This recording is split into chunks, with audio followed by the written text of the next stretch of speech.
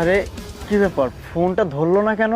আরে বন্ধু, আমি তোকে বলছি না এইসব ফোনটা ধরবে না, অন্য সময় ধরবি, সমস্যা নাই। তুই এক কাজ কর, আমার সময় নেই, আমি গেলাম, বুঝতে পারছিস? আরে না না, ফোনটা ধরবে। দাঁড়া, আরেকটা সিম নাম্বার আছে না, ওইটাতে আমি ফোন দিই।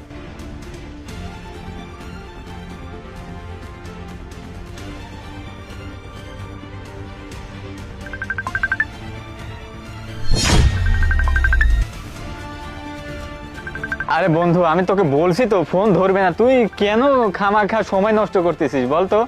আরে ফোনটা তো মনে হচ্ছে এই জায়গাতেই বাজতেছে। হ্যাঁ, দাঁড়া দাঁড়া। আরে আমিনুল, আরে ফোন তো এই জায়গাতে বাজতেছে। হ্যাঁ। আরে বন্ধু না, তুই কি বলতেছিস? ফোন এখান থেকে বাজবে মানে তুই না, না। পাগল হয়ে গেছিস। দেখ, আমি যে ফোনটা তোর ভাবিকে কিনে দিয়েছিলাম না, সেই ফোনেরই রিংটোন এটা।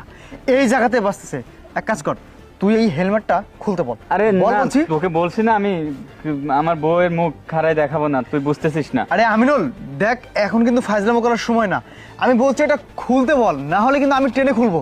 আরে বলছি বল। আরে তুই তোর যে আরে হ্যাঁ, তুই নাবে আগে। আরে ওটা খুলতে বল। আমি বিশ্বাস, দেখ আমার সাথে এমনটা করবি না।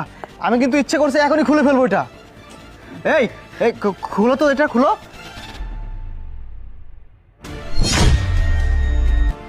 দেখছিস? হ্যাঁ, আমি তাই তো বলি যে তুই কেন মুখটা দেখাচ্ছিস না আমাকে। আরে শোনো না, বলতেছি যে আমরা তো জানতাম যে তুমি বর্ডারে থাকো, তাই না?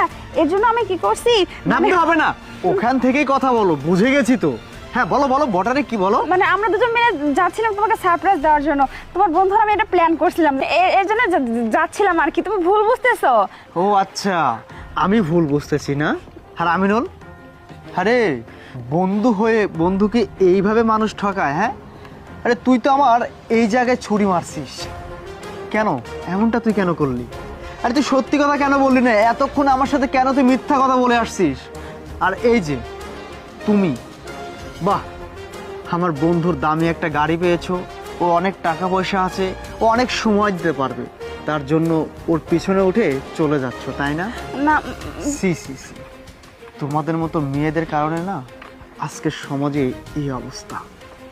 শোনো, আল্লাহ যা করে ভালোর জন্যই করে। মানুষ চিনতে আমি ভুল করেছিলাম। আর তোর মতো বন্ধু যার আছে না, তার আর কোনো টেনশন নেই। ঠিক আছে, ভালো থাকিস। আর হ্যাঁ, ডিভোর্স লেটার আমি পাঠিয়ে দিই, সই করে দিও। আরে